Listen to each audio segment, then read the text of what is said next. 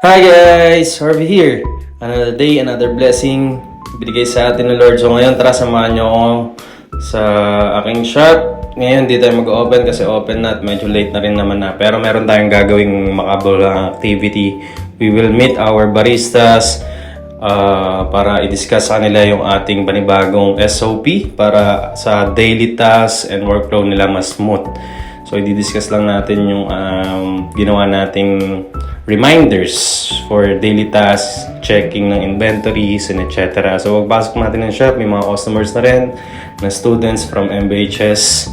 And ngayon, si Jordan, tsaka si Tita, ready na mga ilang orders and drinks.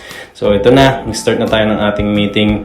Medyo binilisan ko na lang kasi medyo mahaba yung naging meeting natin. So, tinime-lapse ko na lang. So, dito, na-discuss natin yung mga do's and don'ts. And at the same time, yung mga importanteng details na kailangan tandaan nila sa araw-araw natin pag-serve. So, yun lang. Tara, kita-kits dito sa Cafe ni Street.